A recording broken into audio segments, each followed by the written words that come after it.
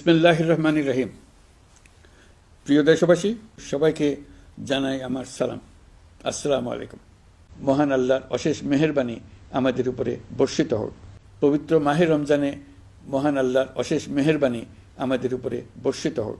এবারের শবে কদরের পবিত্র রজনীতে মহান আল্লাহ যেন তাঁর সকল বান্দার মোনাজাত কবুল করেন তা প্রার্থনা করছি।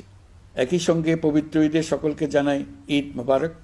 ঈদে পরিবার পরিজন নিয়ে নির্বিঘ্নে ও আনন্দ সহকারে নিজ নিজ বাড়ি যাবেন, আত্মীয় স্বজনের কবর জিয়ারত করবেন, গরিব পরিবারের খোঁজ খবর নেবেন, তাদের ভবিষ্যৎ ভালো করার জন্য চিন্তাভাবনা করবেন, আপনার সন্তানদের সঙ্গে তাদের পরিচয় করিয়ে দেবেন, এই কামনা করছি।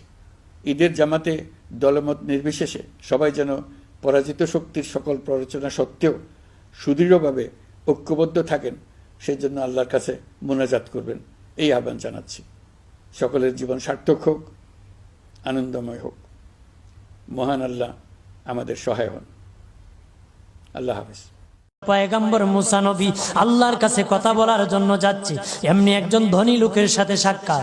ধনী কয়, মুসা রে, ও মুসা, আমার এত ধন হিসাব রাখতে পারি না, আল্লাহরে জিগাইবানি কি করলে আমার ধন কমবে? মুসা নবী কয়, ঠিক আছে জিগাইব। একজন বৃদ্ধার সাথে একজন মহিলার সাথে দেখা। মহিলা কয়, মুসা কই যাও, কই যাও রে মুসা? মুসা নবী কয়, তোর পাহাড়ে যাব, আল্লাহর সাথে কথা বল।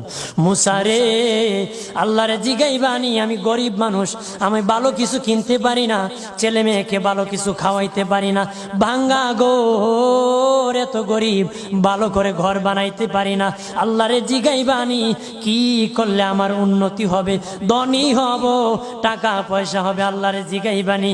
আল্লাহ মুসা নবী কয়, ঠিক আছে, আল্লাহরে জিগাইব, তুমি কেমনে ধনী হইবা?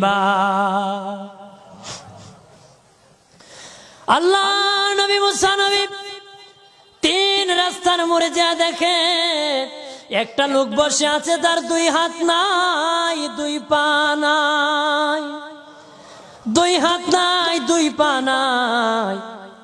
ওই লোক ডাক দিয়া কয়, মুসা রে, জীবনে কোনোদিন নিজে হাঁটতে পারি নাই, নিজ হাতে খেতে পারি নাই, কেউ খাওয়াইলে খাই, নতুবা উপবাস থাকি, বৃষ্টি আসলে ভিজি, সেখানে আমি আবার শুকাই। ও মুসা, জীবনে কোনো কাজে দুনিয়ার লাগি নাই, আল্লাহরে জিগাইবানি কোন কারণে আমারে বানাইছে?